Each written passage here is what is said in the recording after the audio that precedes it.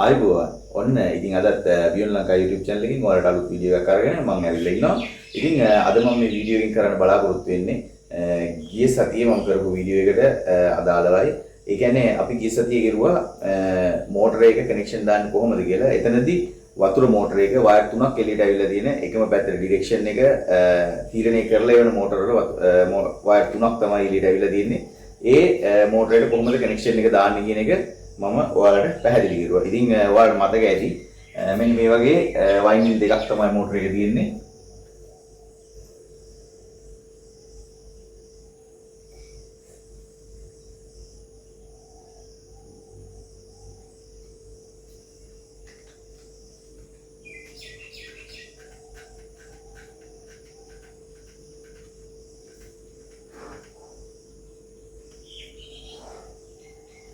මෙන්න මෙහෙම ස්ටාර්ටින් රනින් කියලා වයින්ඩින් දෙකක් තමයි මෝටර එකේ තියෙන්නේ. එතකොට මේක මම කිව්වා සාමාන්‍යයෙන් එකම දිශාවකට එයාලා තීරණය කරලා එවන මෝටර වල මේ කොන් දෙකක් එකතු කරලා කොමන් එකක් හදලා එවනවා කියලා. එහෙම නොවන මෝටර වල මෙන්න මේ විදිහට මේ කොන් හතරම එළියට තියෙන අවස්ථාව ගැන තමයි අද මම මේ වීඩියෝ එකෙන් පැහැදිලි කරන්නේ. ඒ කියන්නේ මෝටරින් එළියට මෙන්න මෙහෙම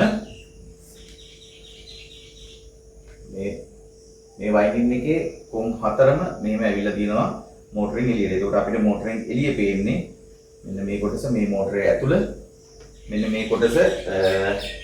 මේක අපි ගත්තොත් 1 ඒකම 2 ඊට පස්සේ මේක 3 4 කියලා අපි නම් කරගත්තොත් අපිට මෝටරින් එළිය මෙන්න මේ වයර් හතර තමයි ඇවිල්ලා තියෙන්නේ. අපි මෙහෙම දාගමු. පැටලුවක් නැතුව උඩ ඉඳලම 1 2 3 4 කියලා කොහොම දාගමු. එතකොට මේ මෝටරේ කොහොමද කනෙක්ෂන් එක දෙන්නේ?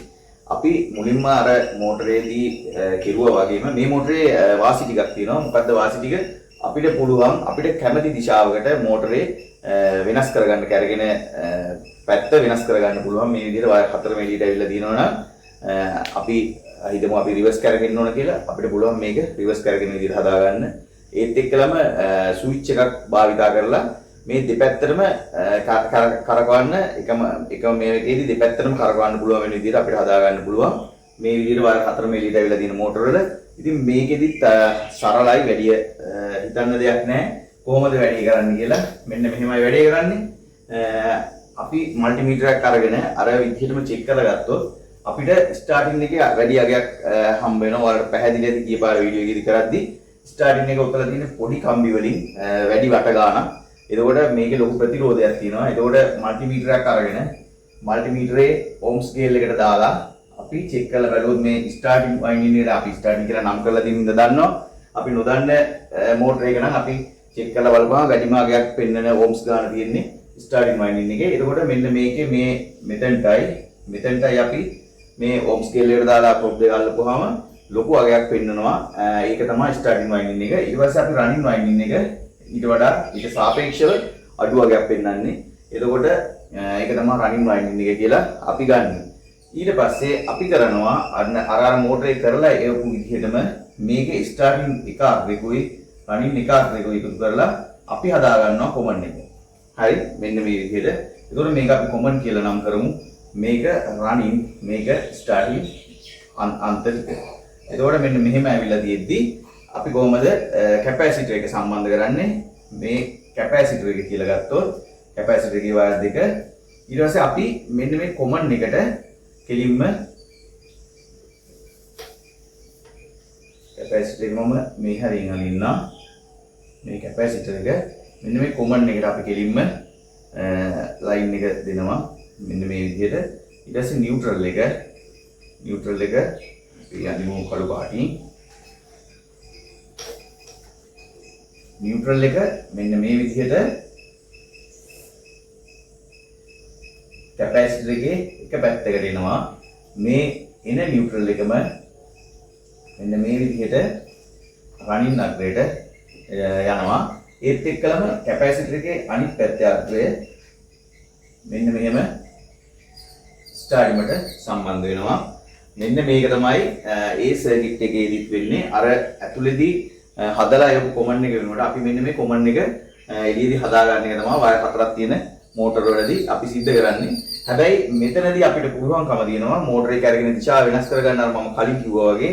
ඒක අපි කරගන්නේ කොහොමද? අපි මේ කොමන් එකට ගත්තු ස්ටාර්ටින් අග්‍රය තියෙනවානේ. ඒ කියන්නේ මෙන්න මේ අග්‍ර දෙක මාරු කරපුවාම, ඒ කියන්නේ ස්ටාර්ටින් අග්‍ර දෙක මාරු කරපුවාම මෝටරේ කැරගෙන දිශාව වෙනස් වෙනවා. උදාහරණයක් විදිහට දැන් අපි හිතමු මේ කොමන් එකත් එක්ක අපි මෙන්න මේ ස්ටාර්ටින් අග්‍රයට මෙහෙම සප්ලයි එක දීලා මෙන්න මෙතනින් එන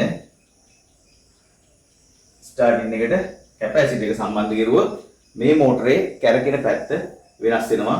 ඉතින් මේක තමයි මූලික සිද්ධාන්තය. මෝටර වල කැරකෙන වයර් කැරකෙන පැත්ත වෙනස් කරන්න සහ වයර් 4 එහෙම නැත්නම් වයර් 3 හොයාගන්නේ කොහොමද කියන එකට මේක අපිට හැම වෙලාවෙම මල්ටිමීටරයක් භාවිත කරලා මේ ඕනම මෝටරයක අග්‍ර ටික හොයාගෙන කනෙක්ෂන් එක දාන්න පුළුවන් හැකියාව තියෙනවා. ඒත් එක්කලා වයර් 3 එන මෝටර් එකම පැත්තකට භ්‍රමණය වෙන්නේ. නමුත් වයර් 4ක් එළියට ඇවිල්ලා තියෙන මේ විදිහේ මෝටරයක අපිට පුළුවන් අපිට කැමති විදිහට කැමති පැත්තකට මේ මෝටරේ කැරගෙන දිශාව වෙනස් කරගන්න. ඒක වාසියක් රිවර්ස් ෆෝවර්ඩ් දෙකම අපිට මේ වගේ හදා ගන්න පුළුවන්. ඉතින් පැහැදිලි ඇති මෙන්න මේ විදිහට කැපැසිටි එක සම්බන්ධ කරන්නේ. සරලව මම පොඩි උපසරණක් ඇඳලා පෙන්නන්නම්. ඒකවල මීට වඩා ඔයාලට පැහැදිලිව ඒක තේරුම් ගන්න පුළුවන් හින්දා මෙන්න මෙහෙම ස්ටාර්ටිම මෙන්න මෙහෙම රනිම ඊට පස්සේ මෙතන මම කැපැසිටර් එකක් අඳිනවා. මේ කැපැසිටර් එක එතකොට අපි මෙන්න මේ අග්‍ර දෙක එකතු කරලා එළියට තියෙන මේකට දෙනවා ලයින් එක. ඊට පස්සේ මේක අපි අතු වලින් අනිමු.